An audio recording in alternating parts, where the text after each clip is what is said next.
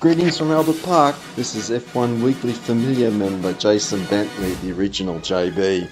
The red lights are about to go. 1, 2, 3, 4, 5. Here we go! There are fewer than 30 men in the world qualified to drive Formula One. A mere half dozen, perhaps, to win. At this moment, I'm inclined to think you're not one of them.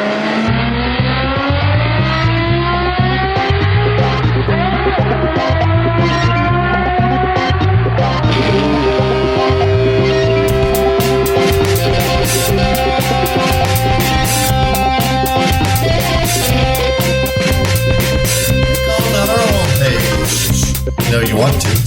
Keep up the good work, and there you have it. There you go. Welcome to F1Weekly.com. My name is Clark Rogers. I'm the host of the program. I'll be joined by Nasir Hameed, my co-host.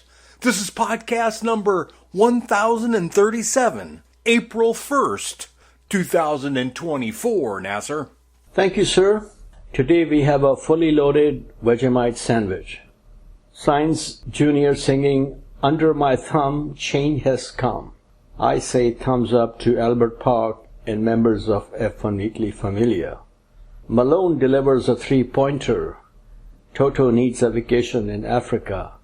And at last, Machismo gets the Isaac Hayes CD. We shall explain gladly. Back to you, sir. Thank you, Nasir. On today's program, every time science wins, Russell crashes. LCH says, out in Q2, I'm used to it, man. It's all cool. Logan Sargent castrated in Australia. And Fernando's penalty. Over the top, says Spanish FIA official. And F1 Weekly also attended the Good Guys Rod and Custom Car Show in Pleasanton, California.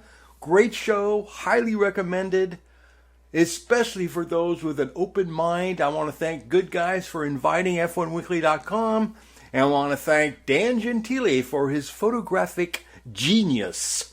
And this week's interview, F1 Weekly Familia member Jason, the original JB Bentley, of course, with Nasir Hameed.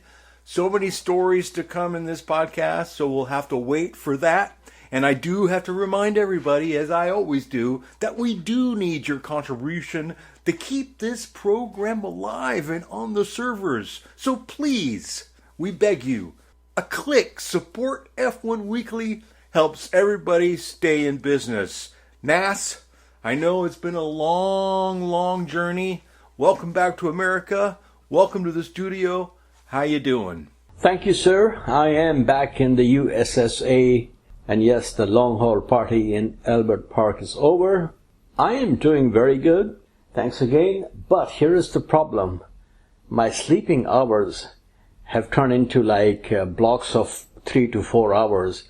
So I'm sleeping, waking up, sleeping, waking up. But I think this will all come out in the wash by the end of this week, and we will be back to normal timing. How are things on the left coast? I understand getting very lefty as we approach November.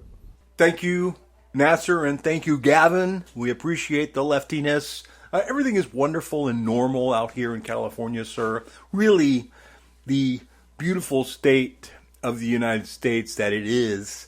But no, I do want to apologize, everybody. We did take a week off. We missed a week, and that's because there was lots of activities in Nasir's schedule, and we just could not make it happen. So there you go. No, everything's wonderful. We have Japan this weekend because that lull.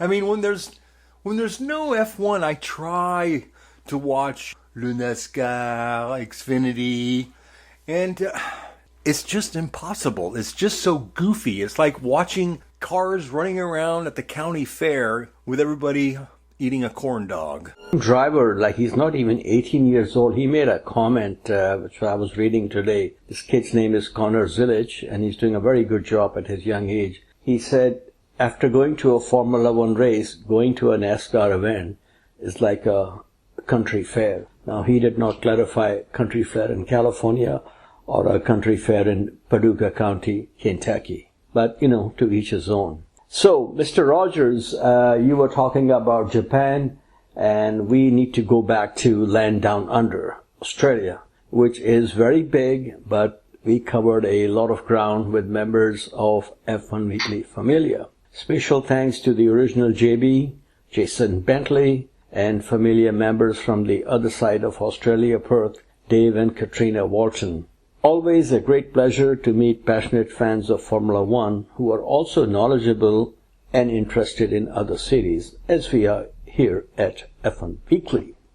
Now, last podcast we talked about a trip to Bathurst, Mount Panorama Circuit. Today, later in the show, we have a reportage from the track by Mr. Bentley. Before I forget, if anybody goes to Australia, which is a fantastic place, great people, lot to see, the kangaroos are wonderful, and especially their leap is very impressive, but there is a strong recommendation. Please do try the avocado, I think it's called smashed avocado, I believe, breakfast with eggs. It's very good, and Mr. Bentley calls it Aussie guacamole. Very, very tasty. So, sir, from Bathurst, which, I've known about this race and circuit before my interest began in Formula One, courtesy to Castrol Racing magazines that my uncle used to bring for me and my brother, and he worked at Castrol for many years. So it was very nice to see there, and has held a lot of great races. And, some years ago, if you recall, Darrell Waltrip and Fox Sports sent a big team there, and they covered that race, which was very well received here in the U.S. So I was very happy to be there. From there, we took a trip to Longford. This is a small town in Tasmania that had a street circuit that was more like Reims in France and Pescara in Italy. In other words, not like today's street circuits in Concrete Canyon. To be honest with you, I have no interest in circuits like Singapore, and remember the ones they did in the dockyards of Valencia. Monaco is very traditional, and I am told, even though I've never been there, but I am told that the Azerbaijan street circuit in Baku is very impressive. So one day we will check it out. And sir, speaking of California as the best place in USSA, which I totally agree, yours truly is flying on a big old jetliner to California for a week, and I will be landing in San Ho, middle of the month. And my friend Jimbo, and you're welcome if you want to go, we will take a drive, which we used to do regularly every year back in the day. We're going to LBGP, Long Beach Grand Prix, that is. Would you have any interest in coming along for the ride? Well, unfortunately, Nasir, some of us have to hold down the fort, if you know what I mean. It's best, since my walking days are behind me, to stay and protect the F1 Weekly Palatial Studios. Yes, sir, I know the feeling. My walking days are numbered too. Okay, going back to Longford, this was a regular stop in the Tasman series, which was run in off-season in days gone by, and many F1 drivers have raced there. In fact, there is a pub along the circuit which has been in business for over 200 years. And, interestingly, when I went to Daytona 24 Hours earlier this year, and Felipe Nasir gave me a ride to the parking lot, one of his co-drivers, Matt Campbell, was in the back seat with me. And I asked him, which part of the U.S. are you from? And he says, I'm from Australia. So I told him I'm going to Longford, and he told me about this pub there, which in the old days on the upper floors, they had a motel also. So check this out. We walk in, and the guy who is at the bar, he had just started there 5 days ago. He tells us, and picture says a lot more than the words, that Jackie Stewart was there in the morning. So we missed the V-Scott by a few hours, and then he showed me some pictures, and he was kind enough to email me some pictures also, which we will share on F1 Weekly webpage soon. So it was very, very nice. And sir, the reason I went there was, when I started following Formula One, or soon after that, I learned Teddy Mayer was at McLaren from the beginning, and that his younger brother Timmy was killed at Longford. So it was a mission to go there someday, and the original JB made that happen in the Australian support vehicle. and we shall be posting some photos and story on Timmy Mayer by next week on our web page. Timmy's accident happened within walking distance from this pub. An Australian racing legend by the name of Lex Davison actually crashed into the side of the building but survived the accident. He was later unfortunately killed in a different accident. His grandson Will Davison is racing in Australian supercars these days, and Mr. Bentley and I saw him sign some autographs up close and personal. And these people are very busy on race day, so there was no chance to do an interview. And these cars were also in action, and they have no hybrids on board, so they sound like real racing cars. And these are sprint races, sort of like even shorter than 1 hour, so very, very enjoyable. Sir, before we go to the Australian Grand Prix, I want to ask you a question. They had this race when I was out of the country, IndyCar race at Thermal Park in Palm Springs, or whatever it's called, Thermal Park or Thermal something. Did you watch any of that action? Because it's getting a lot of flack from IndyCar fans. I attempted once again to watch some of this, but it was so embarrassing. I mean, it just looked like amateur hour. Half of the field couldn't get around the first. It was so bad that I had to change it. And Gilligan's Island actually looked more intellectual than this race. Wow, that's very impressive, Gilligan's Island. So next time you might want to compare it with Jello wrestling and see which one is more slippery. Okay, now we go back to the Australian Grand Prix reportage, starting with Collie. This was business as usual, 3 races so far and 3 pole position for the Dutch master. Obviously no surprise there. Max's best lap was 1:15.915. Sharing the front row with Red Bull was the red Ferrari of recovery man Carlos Sainz Jr. with a time of 1:16.185. Now the interesting thing was, shortly before the race, there were reports that Carlos Sainz, depending on how he feels, may not even take part in the race. So I'm glad he did. Hopefully the competition is catching up and we will have exciting battles throughout the season. But a little bird is in my head is saying, that's irrational exuberance. We will see what Suzuka brings and other tracks. Okay, misery loves company everywhere, Melbourne no exception. Fernando Alonso, Lance Stroll is faster than you in Collie. Machismo was the slowest hombre in Q3 and qualified 10th behind his teammate in 9th. But his BFF was out in Q2, LCH sharing row 6 with Albon. What did you make of the qualifying, sir? Well, it was typical. We know Max was going to be on pole, but I was very impressed with the Ferraris. They look fast. I think they've made great progress. And of course, Sainz Jr., the nurse was changing his dressing before he went out and posted that time. So it was very impressive. I thought quali was pretty typical. Fernando is not having a good week, and neither is Lewis. And there's a lot of lingering questions. I'm not sure. Now you see Fernando thinking about pushing to go to Red Bull to be with Max. But what happened to hanging out maybe at Aston Martin for a couple more years? I'm not sure what's going on. Or it could be retirement. The beach chair could be coming back out, or camping chair, whichever it may be. So, I don't know. I'm concerned, Nasir, because we had a better Fernando season last year so far. Yeah, I think he is already sitting in the Mercedes seat and thinking of going to Red Bull. The typical Christian Horner called chaos situation. But, Nando is Nando. Okay, sir, moving forward. At Williams, it was a case of, I shot the sergeant, but I did not shoot the deputy. The numero uno man from Bangkok crashed in free practice too, and his car was done blowed up. He should have enjoyed the Australian Grand Prix from the Bondi Beach. Instead, the team elected to beach his teammate, the only American in the race, Logan Sargent. And I'll tell you one thing about the Aussie crowd, is when they showed Logan's face on the big screen TV shortly before the race, and they mentioned that Logan has given his seat, they applauded, so that was kind of nice to see. There is still love for Logan Sargent outside USA also. One driver paying the price for the screw-up of another is not very cool, But given the performances of the two Williams drivers, it is not difficult to understand the decision. The decision turned out to be very wise, as Albon qualified 12th, and as much you and I would like to see Logan do well, do you think he would have qualified on row 6?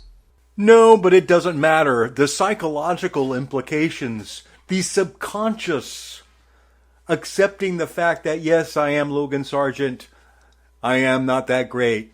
And, you just repeat it, and guess what? He's convinced. So I was disappointed with Voles. I thought in the long term, and let's face it, it's a Williams. They didn't score any points. It was all for naught. So I think they lost more than they gained. Even though I understand the argument, but you have to have the big picture. Remember the faith in Logan Sargent? And all of a sudden, when they were up against the wall, that faith left with Elvis.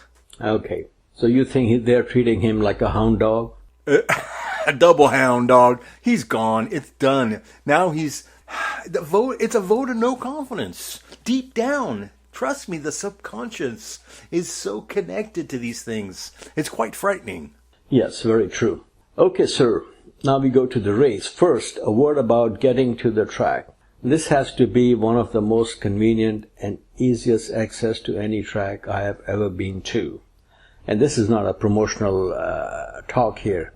The tram, which is free of charge, something F1 Weekly appreciates a lot, drops you right in front of Albert Park. And unlike Parco Monza, and you've been there, you don't have to walk over half an hour to get to the Autodrome. And it was over half an hour in my younger days, and you've been there, you know how long it takes to get to the track. Here in Melbourne, you are there in a few minutes. On Friday, there were 128,000 people, and they were proudly announcing that the weekend attendance was in excess of 420,000 people.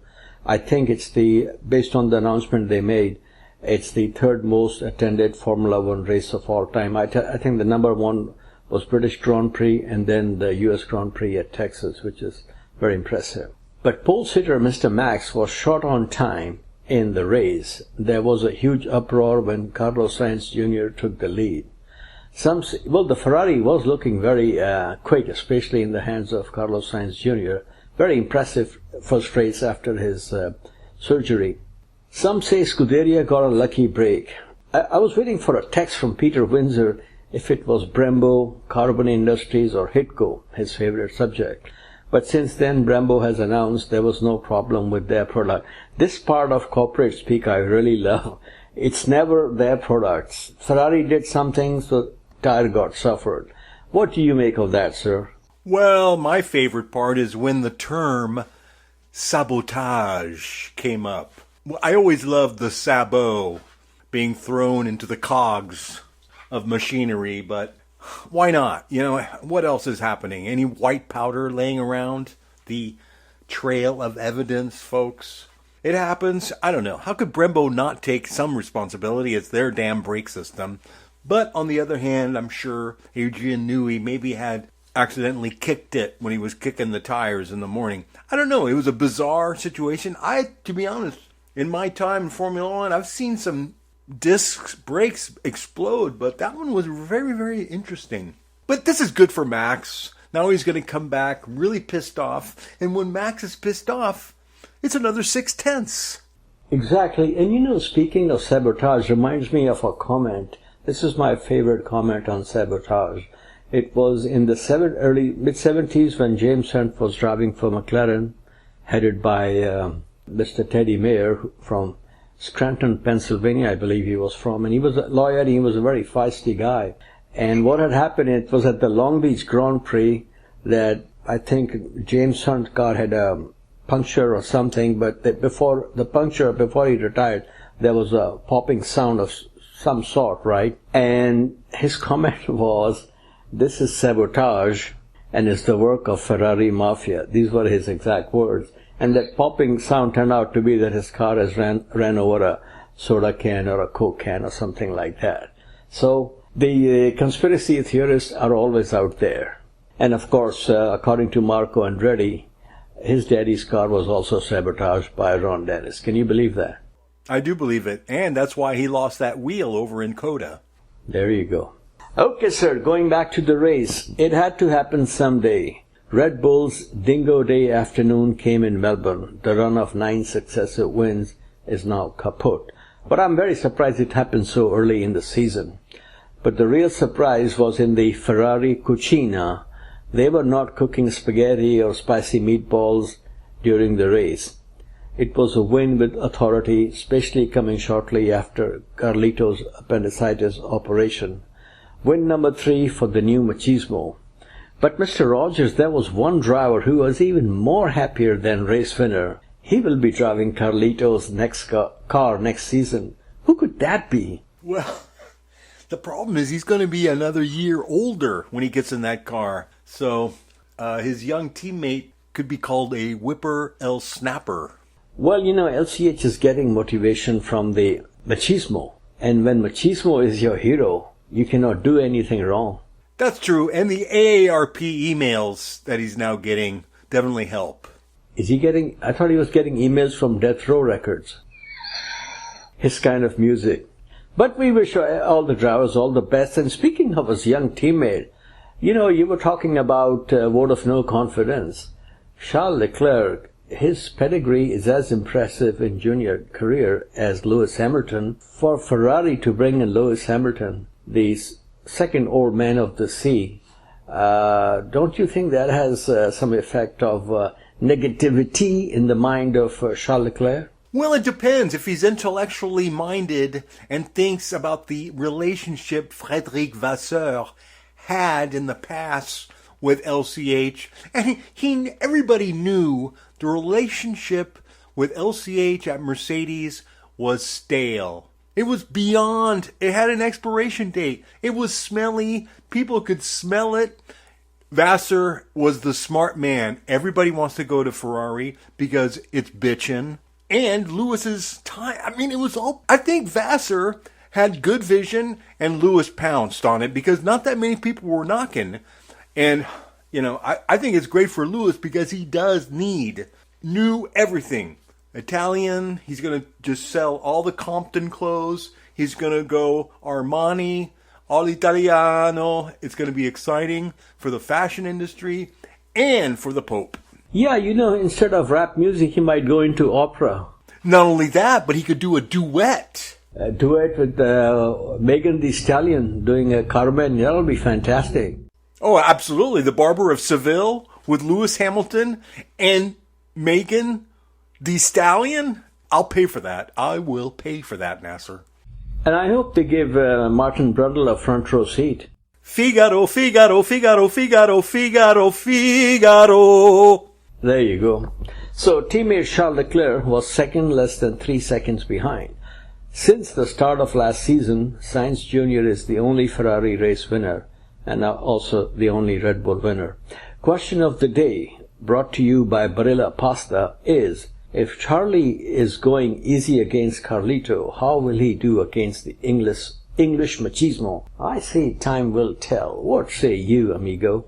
Well, he's going to have the confidence of being embedded in Ferrari for a while. Not only that, but he's from Monaco. He's hip already. It's going to be what's going to happen is there's going to be a clash of hipness. And we haven't seen that in Formula One for a while. So when you have a clash of hipness, it could go either way. So it's going to be interesting. Hopefully it ends in hugs and the exchange of jerseys after the race. Well, I'm not saying this is the case, but speaking of class, reminds me of a comment from Peter Warr, the ex-team manager of Lotus, when he had Elio De Angelis and Nigel Mansell as drivers. He was asked about these two drivers, and he said about Elio, saying that in one corner we had a man with class and culture and grace, and on the other hand we had an uncouth rummy who did not know how to handle himself. But I think Lewis Hamilton knows how to handle himself, especially when he's at the wheel of a racing car. People have written him off. Him and Alonso are up there in age. But for me, this man was put in a position by none other than Max Verstappen in 2021 to win the last 4 races of the season to become world champion. It is damn hard to win one race against Max, and Lewis, as far as I'm concerned, did win all those 4 races, and the championship was stolen from him. But these things happen. Okay, sir, it's a new track record for Lando Norris. 14 podium makes him number 1 with most podium appearances, but no race wins. Maybe he can take, because he has a lot of money from his Papito and Zach Brown, maybe he can take Nick Heidfeld and Nico Hülkenberg out for some cheese and sauerkraut sandwich. That will be a nice gesture. And Lando is a nice kid. 4th was homeboy Oscar Piastri. As we all know, grid girls have left the grid and the building, now replaced by grid kids. Not too long ago at the Australian Grand Prix, one of the grid kids was Oscar Piastri himself. Quite an achievement for the local lad. Here is Beauty and the Beast of the Red Bull team. Max started from pole and may have finished 1st or 2nd without the brake issue. His teammate Checo finished 5th, 56 seconds behind the race winner. That is, my friend, no bueno. 56 seconds is a huge gap. And on the return flight on the Red Bull, private jet, they only served him a couple of soft tacos. But I note with very much interest Checo Perez saying after the race that even if there were no brake issues, Max was not going to win. That car was not going to win that race. He is right. That car, with Sergio Perez in that car, not Max Verstappen. Do you concur, sir? I do concur. Perez has some work to do. I don't know. It's interesting, but, maybe they're setting up his car a little differently. It could be sabotage. Oh, here we go again. Maybe Max has some Dutch strength. I don't know. But, speaking of Red Bull situation, hopes were very high that smiling assassin, honey badger, Daniel Ricciardo will be back at Red Bull pretty soon, replacing Sergio Perez. The way things are going and rumors are floating around, especially coming from New Zealand, Daniel Ricciardo may himself be replaced before the season is over by Liam Lawson, which I have to say, based on the way things are going, giggling and smiling is great, but that is not job number 1 in motor racing. So I would like to see, I would hate to see team kick him out or any driver halfway through the season or during the season. But if Yuki Tsunoda keeps outperforming in qualifying and in race, then it would be a good idea to replace Ricciardo with Liam Lawson. What say you? Yes, it's so interesting, isn't it? How Yuki has toned down the radio potty mouth, up the ante on his performance.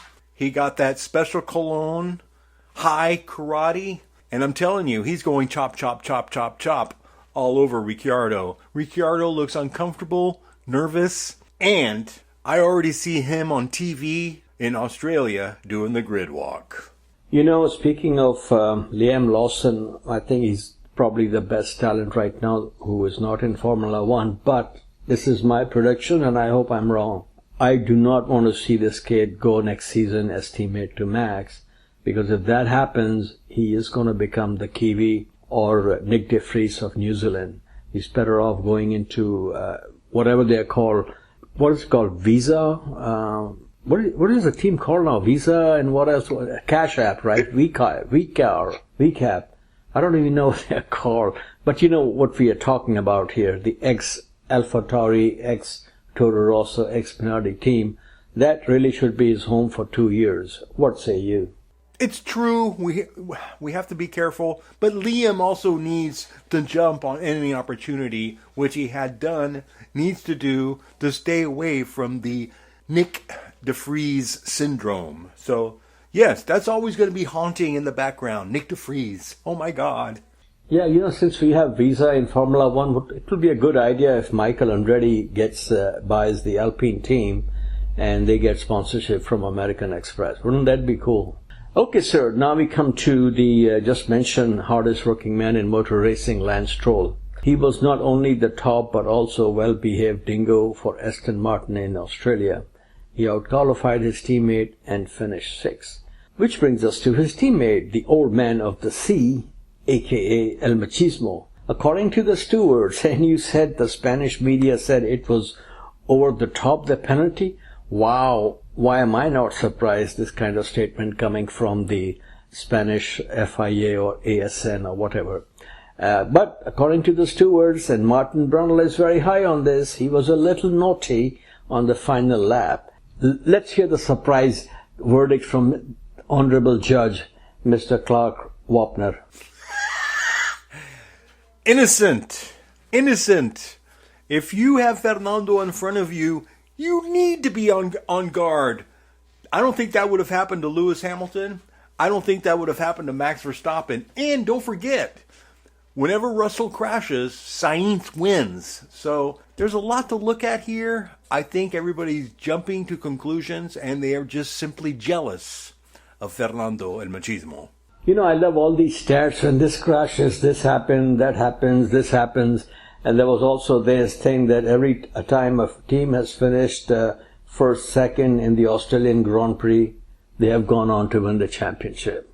But I don't think that will be happening this season. Okay, sir. Very impressive 7th position taken by Yuki Tsunoda. I think we will see him as teammate to Lance Stroll at Aston Martin in 2026. The team will then have 2 love childs, one from the team owner with guaranteed lifetime job and one from the engine supplier. Like Jane, Honda is getting serious and have set up a new engine base in England. Hopefully, 2026 we'll see the grand arrival of Machismo in NASCAR. Can you imagine Alonso winning the Daytona 500? Best part is, he does not have to fly home to Oviedo in Spain to celebrate. There's an Oviedo in Florida not too far from Daytona. Would you like to see a Dios at Daytona? Sure, Daytona is respectable. Richmond, maybe not. So there's a few races he should do, like the Indy 500. And that's what's so exciting. I mean, Fernando has led the Indy 500. He's won Le Mans. He's already so outstanding. And I really believe that LCH needs to start doing some of that stuff soon so he could catch up to Man of the Sea. Well, that he did in 2007. That was zinger of the day. But anyway, you know what Nando should do? He should take part in the Chicago street race because he does very well when he's racing in between the walls. You know what I'm talking about? I do know what you're talking about. And the underlying, how would you call Chicago? There's a lot of corruption, mafioso types. You know, Fernando could get in there and clean that mess up really fast. Oh, yes. Him and, all he has to do is bring Flavio and Pat Simmons. Everything will be cleaned up. Well, don't forget, we need to bring in Nelsino as well. Oh, he would be the mayor by then. I think on this moment in life, Nasir, both Haas cars in the points with Nico ahead of K-Mac. Ex-boss Günther Steiner is the ambassador for the Miami Grand Prix, and I heard a late news, which I did not go into details just now, maybe an hour or so ago, that Günther Steiner has accepted some sort of a racing position with an Australian racing scene. So we can look into this later. Fantastic. Günther Steiner is definitely selling himself out there. He is in the scene. I mean, I bet you there's signs and fans even in Compton, Nasir. And on that note, Nas, let's take a quick break, and we'll be back with a lot of goody stuff and some of these messages. Do you own a European or Japanese vehicle and live in the New York tri-state area? Then I want to tell you about Bell Auto Care. Bell Auto Care is a Bosch authorized repair shop with over 35 years of dedication in providing honest, friendly, and up-to-date repair and preventative maintenance to vehicles like yours and mine. Not only is this the shop in the New York area to take your European or Japanese car, they are F1 and MotoGP enthusiasts as well. So go to BellAutoCare.com to check out their special deals, F1 and MotoGP news, or for more information, and ring their bell to care for your car. Hi everyone, this is David Malukas, driver for Dale Corn Racing with HMD Motorsports, and you are listening to F1 Weekly. Welcome back to F1Weekly.com. Clark Rogers here, your host. And now, as we spin the globe and go around the world with Motorsports Mondial, with the king, the sultan himself, Nasir Hameed. Thank you, sir, and we will go back to our trip to Australia, and Mr. Jason Bentley He picked me up from the Sydney airport, and we just started driving towards Bathurst, and that's a few hours. I thought it was just outside Sydney, but before we went there to Bathurst, we also stopped at Sydney Motorsports Park, which is a very nice track, and some years ago it used to hold the MotoGP race in Australia. Before that event went to Phillip Island. And Bathurst, is a very famous track, and they have this thing called Big Dipper, which is like an extension of the famous corkscrew at Laguna Seca. Great track, and it's a street, street track, so you can drive, and we took a lap there, and that was fantastic. Beautiful scenery. There are also areas where you can just get off the car, of course not during the race, check out the scenery there. And Bathurst being in Australia, I was talking to Jason and I said, a kangaroo ran in front of a race car a few years ago, and within maybe 30 seconds of me saying that, I see a kangaroo jump on the track, and this poor thing couldn't keep his balance and almost got run over by a car. But then this creature gets up, and instead of getting off the track, he's now running, and we're following this guy. And when he leaped out of the track, that was very, very impressive. So, Mr. Bentley, I want to thank him again for his time and his drive and his tour and his commentary on this wonderful racing track. So please check it out. Okay, folks, I am here in Land Down Under, and we're going up the mountain with not just any JB, but the original JB, Mr. Jason Bentley. Good to meet you. Are you having a fair dinkum day, sir? Every day is a good day on the mountain. Thanks for coming, Nasir. Thanks for joining me here. Yeah, great pleasure, and thank you so much for your Aussie hospitality. Before we do a lap, please give us a brief history of this wonderful circuit, Mount Panorama. So the Mount Panorama circuit's a public road. It's open all year except when there's events happening, which is half a dozen times a year. And the road itself started off as a tourist drive. So the local mayor wanted to build a racetrack in the 30s. Government wouldn't give him money for it. So he decided, well, I'll bring tourists to the town by making a scenic drive up over the mountain. And he was cunning enough to make sure the scenic drive followed the racetrack that's now Mount Panorama. So that was from the 30s. And here we are, 70, 80, 90 years later, all happening. Smart guy. Now, I see houses right next to the track. Are they bitching and moaning about noises from race cars? Do you know what, Nasser? There's a house for sale at the moment on the track. You'll see it as we come down Conrod Straight, the longest straight. So I'll slow down so you can get a phone number and you can put some calls in with your money people and see how you go putting a bid in, and you'll see what the demand is versus the supply. Very good. And, at F1 Weekly, we have checks with lots of zeros, so that will be no problem. Okay, now, when was the first time you came to this track? And tell us your most favorite moments from the Bathurst 1000. First time I came to the track wasn't until 2001, so I was well past being a little boy by then who'd grown up watching the Bathurst race on TV. But 2001 I came, and I clearly remember at that race I was on top of the mountain, and the top of the mountain, it's nearly 600 feet from the top of the mountain, where the top of the track is, down here to the straight. And I'm standing in hail, and you can see the straight, pit straight down the bottom, and I'm looking down on bright sunshine. And that's what the drivers love. It's that contrast of weather, of elevation, of curves. Favourite moment, back in 79, Peter Brock did something that no one will ever be able to do. He won the race by 6 laps. He broke the lap record on the last lap. So that's iconic for me. Yeah, he's a legendary name. He's like the Richard Petty of Australian racing, king.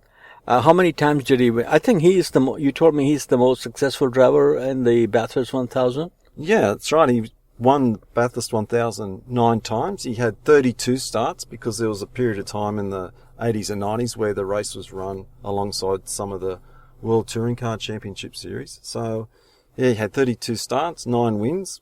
However, some of those wins came back in the day when you could run back to the garage when your car failed and swap with your other team, jump in the second car and take over the race in their car, which he had done at least once. So records are made to be broken, but history favours the way some of those records have been built. Yeah, and so he basically did a Fangio. He also changed cars to win one of his championships. Now, who is second most successful in terms of race wins? I don't know. Maybe, off the top of my head, probably Craig Lowndes would be up there. Jamie Whincup, they're the two most. Jim Richards is another name. He won maybe 7 times, probably Jim Richards. So the older drivers have more success because they competed for a lot longer than what the guys do in the modern era. Now, this sensation from across the water, New Zealand, Shane van Gisbergen, how many times has he won this race? He won 2 times. He lost it once. He was in the pits in the lead of the race before he had his first win. They dropped it off the jacks. Car stalled. Starter motor failed, and he lost that race. So he went on to win the race. He inherited it from Shane. So despite his massive talent, he hasn't got the ticks next to his name. Back in the day, when I was enjoying cucumbers in Karachi, this race was known as Hardy Ferodo 1000. Whatever happened to them? They were a company that the Hardy side was involved in construction. The Ferodo side was involved in motor parts. All of the business, though, was centred around mining and manufacturing of asbestos products. So when things became nasty with asbestos poisoning, the company slowly started to dissolve. So after having a long association with the Bathurst naming rights, the company dissolved and slipped away and then became taken over by a series of other naming rights. So yeah, that's effectively what happened. That the lawyers and victims, genuine victims, brought about the demise of the Hardy Ferodo as a namesake. Now here's another Australian success story synonymous with Jack Brabham, Repco. Tell us a little bit about this company, please. Yeah, the replacement parts company. Australia had a strong manufacturing industry. We're now relying on imports for so many things. So cars, combination of being imported back in the day and being made locally, there was lots of opportunity for other manufacturers to supply parts that either couldn't be sourced from particularly England, also the US. So they were the replacement parts company. Yeah, they've hung around to this day. Change of ownership and different things have happened, but they're still with us. Kangaroos on racetrack only in Australia. I remember some years ago one of them joined the track during the Bathurst 1000. Is that a common thing? It is common, but in this sensitive new age, when it happens, the TV director tends to get in early and he jumps on the kangaroo himself, and it doesn't see the light of day. Very rarely does it happen. It happened recently. A couple of months ago, there was a 12-hour race here. Kangaroo got hit by a Porsche. It accidentally made it to TV, but there were no action replays. Interesting. Okay, now a very difficult question for you, sir. After this, we are headed to the Formula One race in Albert Park. Who do you think will win the Australian Grand Prix this year? And you can take your time.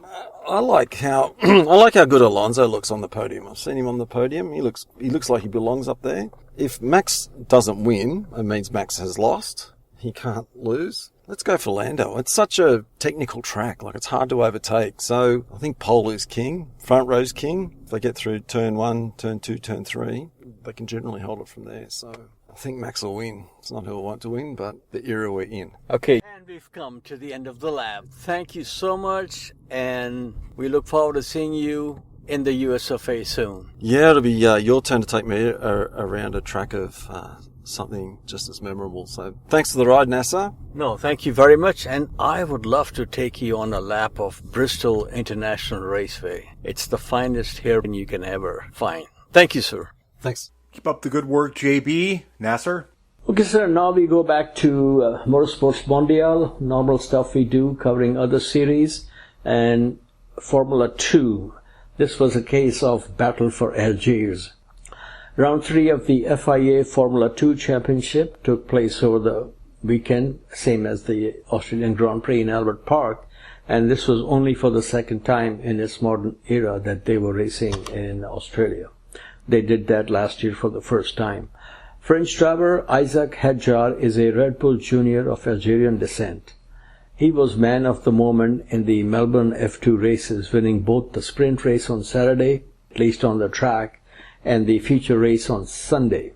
The sprint race saw two cars driven by Brazilian Gabriel Bortoleto and Spaniard Pepe Marti eliminated after colliding shortly after the 5 lights went out, and we were right there, when this accident happened. On lap 10, Kimi Antonelli spun and was out of the race. This is Toto's golden child. With a lap to go, Dennis Hogger made an impressive pass on the outside to grab third step of the podium from Indian driver Kushmeni. Hogger then hounded Roman Stanek but was unable to take second from the Czech driver by 0.3 seconds. Argentina's Franco Colapinto, a lot of people are hoping he's the next Carlos Reutemann, if not Fangio. He was fourth, and Japanese Toyota-backed driver Ritomo Miyata was fifth. Then came the law. Hedjar was given a time penalty for causing the opening lap mayhem. Czech driver Roman Stanek inherited his first F2 victory. Dennis Hogger, an ex-Red Bull junior, he was promoted to second. Now we come to the feature race, which normally takes place on Sunday. Hedjar made up for losing the sprint race by winning the feature race from 8th on the grid, which is very impressive, especially in F2. Hedjar is in his second year in Formula 2. He knows he needs a strong championship or multiple race wins this season to avoid Dr. Marco's machete, because I don't think Dr. Marco is going to put any driver in Formula 2 for 3 seasons in a row. Pole sitter Dennis Hogger led from Mercedes star of the future, Kimi Antonelli, at the start. The young Italian has had a lackluster start in his F2 career so far, but I think he will get going very soon. Joshua Dirksen from Paraguay ran out of luck in turn 13 after colliding with Zach O'Sullivan. Kushmani took the lead from Hogger following resumption of action after VSC. Poleman Hogger hits wall of voodoo after changing to medium tires early in the race, and Hedjar pitted for tire change before full safety car was deployed, and that put him in charge. And he, of course, went on to win the race. Paul Aron from Estonia was second, and he has been on the podium in all 3 rounds so far this season. Boy from Barbados, Zane Maloney, who won both the opening races of the season in Bahrain, was third man on the podium. Signor Antonelli finished fourth, and with little more seat time in the all-new F2 car for the season, prospects are good. He may live up to the hype that has been part and parcel of his still young career. He is only in his full year of single-seater racing, so progress has been pretty rapid. Completing the top 5 was again Toyota man Ritomo Miyata. In the championship, Maloney still leads with 62 points, Aaron second with 48, and third is Hogger with 41. Now, one thing I'll say about Dennis Hogger, I'm sure he's a very good driver, but he has been dropped by Red Bull. I don't know what he's trying to prove by staying in F2. He should get a seat in IndyCar racing, and I think he will do very well here, as we have seen with so many drivers who come over from the other side of the pond. Melbourne victory has lifted Hedjar to 4th in the championship with 34 points. Baby sister to Formula 2 is Formula 3. Here, the Scandinavian drivers rule the streets in Melbourne. The Saudi Arabian Grand Prix weekend did not include Formula 3 on the schedule, so round 2 of the championship took place in Melbourne. The 20-lap sprint race on Saturday was closely fought and produced an all-rookie podium. Martinez Stenshon from Norway took the lead on lap 5 from Dutch driver Laurens van Hopen. Lap 9, Van Hopen was demoted to third by Arvid Lindblad. 5 laps later, safety car was on the track after local lad Tommy Smith and Thai Thasana Paul Intrapuvasak or something like that collided. Apologies for butchering the name. There was no change among the top 3 when the track went green. Stenshon went on to take his first taste of success in Formula 3 by 1.6 seconds over Lindblad. Dutchman Laurens van Hopen took third. Sophia Flores, the only female in the series and member of Alpine Driver Academy, was classified 19th. Stenshon said, and I quote, "It was a really good race. We struggled a bit halfway through, and then the safety car came out, and that really saved us. Happy with the race and good to be on the top step." End quote. Feature race. Rookie winner was also the theme for the 23-lap feature race on Sunday. This time, Dino Beganovic, young Ferrari Driver Academy suite, scored his maiden F3 victory. He took the lead on lap 14 from pole setter Leo Fornaroli, who is from Italy, and never looked back. His margin of victory was 1.6 seconds. Nicola Todd protege from Sicily, Gabriele Mini, made it 2 Italians on the podium by finishing third. Macau Grand Prix winner Luke Browning was fourth. Charlie Wirtz, son of Alex, was fifth, followed by another second-generation driver, Sebastian Montoya, in sixth. In the championship standing senior, Luke Browning and Leo Fornaroli are at the top, with both scoring 37 points each. The Italian is winless but has scored points in each of the 4 races so far. Browning won the feature race in the Bahrain season opener but has failed to score any points in both the sprint races so far. Mini is third on 32 points, Beganovic is fourth on 28. Lindblad, whom we interviewed last year, winner on F3 debut in the Bahrain sprint race, is fifth with 23 points. Sir, this is my favorite news item of the week. Malone delivers a 3-pointer. John Malone, boss man of Liberty Media, signed a check with lots of zeros, as in $4 million, to buy commercial rights of MotoGP from Spanish organization Dorna, and Dorna will retain about 15% of the shares. The deal is just confirmed, and already there are rumors floating around that we may see a double-header featuring a Formula 1 and MotoGP race together, and that will be the day. And people are now concerned that they will Americanize MotoGP. I don't agree with anything and everything that has happened in the last 10 years in Formula 1. Liberty Media has done a tremendous job in taking Formula 1 to the masses, the washed and unwashed and the global masses. So they've done a tremendous job, and I think they will do a similar thing with MotoGP. And once again, you're never going to please. And I was thinking, this is not the first time an American organization is owning commercial rights. The previous owners, CVC Partners, they were only interested in making money, and who can blame the uber rich for doing that? And they were part of Citibank.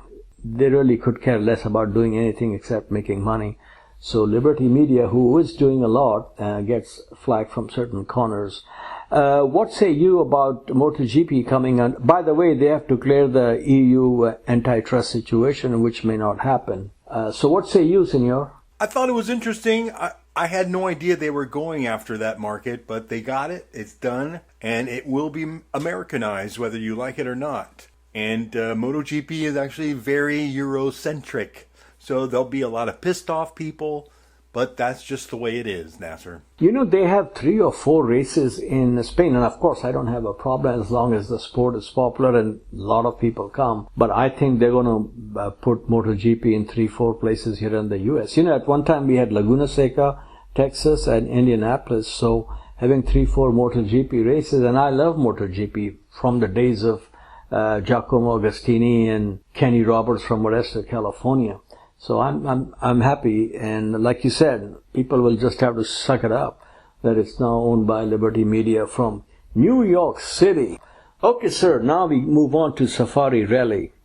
This was the event that got my interest in motorsports going back when it was known as East African Safari Rally and passed through Kenya, Tanzania, and Uganda. This year it was Toyota 1-2 led by Kalle Rovanperä from Finlandia. Sir, I know you like Sev Marshall, CBA, and Alpine. Did you watch any of this on TV or YouTube? I did watch some of it on YouTube. It's very interesting. I kept watch on all the press releases and the news on the Red Bull content website. So, yeah, very exciting. A lot of activity. Somewhat vintage sounding. I liked it. Okay, sir. Next item. Speaking of EU, Comrade Nikita back in orbit. The European Union's General Court has lifted the sanction against him, with the reasoning being that the association criteria that was used to sanction Mazepin required a further link than just his father's relationship to Tavares Putin. So I like this ruling because there is no need to sanction or bar sports people because of the action of some guy sitting in comfortable bunker-proof spider hole, whether it's this country or that country. So, do you like this ruling, Senor? I suppose so. I mean, not really. Deep down, I don't like it. I mean, Putin sleeps on a $50,000 mattress. I don't know. Yeah, but Nikita Mazepin has nothing to do with this. Are you sure? Yeah, what can he... Putin is not going to talk to some 22-year-old punk from Moscow. That's true. That's true. I guess you're right, Nasir. And I'm not saying punk in a negative manner. I'm just, he's a young kid. What has he got to do? And he's in racing, so, racing people are not warmongers normally. I know, but I recently read that Putin needs a few good men to join the army. Okay, now we go to Kiwi on a camel ride. McLaren, a team and company founded by a Kiwi, is now wholly owned by the Sovereign Wealth Fund of Bahrain. The new 100% owner of McLaren Group is Mumtalakat. They have bought the remaining shares from other shareholders like TAG Group, which was started by the late Mansour Ojay and Papito of Formula One's legend of Edmund Fitzgerald, Nicholas Latifi. Nicholas's father's name is Michael Latifi. He is originally from Iran. The good news about this full ownership of McLaren Group is that Zak Brown's contract has been extended and he will remain their top jockey till 2030. So that is good. And, Zak Brown also gets a lot of flack, but hopefully, the McLaren will be winning races in our lifetime and it will be all forgotten. Peace in our lifetime in Monterey County, and this is of interest to you and me too. Settlement has been reached in the lawsuit against Laguna Seca racetrack from people who live near the track concerning sound of racing cars disturbing the peace of 1% of California's population. And that's the kind of crowd that lives in that part of California anyway. Now this reminds me of someone who once said about people complaining about aircraft noise near LAX. Did you not see the airport when moving here? Sir, are you happy with the Laguna Seca situation because you're a regular there? I am. Well, I used to be a regular there. But, of course, this happens every couple of years. We usually win. It's all good. Everybody makes peace. And there's a lot of hugging and loving at Laguna Seca these days. So, not surprised at all. Yeah, but the improvement they have made at the track, they are very impressive. I was there a year ago, and I really like what they have done. So, hopefully we can all go back to motor racing at Laguna Seca and not lawsuits. Sir, now we come to probably the most exciting part of my trip to Albert Park. We come to famous last words with Pat Simmons. The original JB and I were strolling in Albert Park and we spotted Mark Webber. He was moving fast, so we could not intercept him, but we did made a beeline to Pat Simmons. Pat worked with 3 racing legends before they became mega stars. And listen to these names: Ayrton Senna da Silva, Michael Schumacher, and Fernando Alonso. So we approached him and I asked him what were the similarities and differences between these drivers, and this is what he had to say. Firstly, you've got to remember that each one's like a decade apart, so that's a big difference. A decade, well, in anyone's life is quite a lot, but in Formula One it's like a century. So you can't compare their sort of technical skills and things, because they needed to do different things. But if you look at them as people, they have enormous self-esteem. All of them, they just go out there saying, I'm the best, I'm going to win. And that's true of any great sportsman, I think. So that's where the similarities are. Were they equally ruthless? Or somebody had the edge? No, I think they're equally ruthless, because I think that's all part of it. Yeah. You need that to succeed, yeah. Huh? Yeah. Thank you so much. Could I just have a quick photo? Okay. Have a great weekend.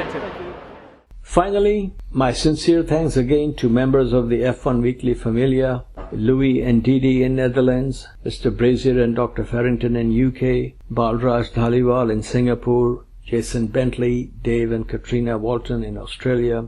I had a great time, wonderful time, and I am very confident that our paths will cross again in the near future. Thank you for listening till we meet again behind palatial studio walls. Thank you. Good night.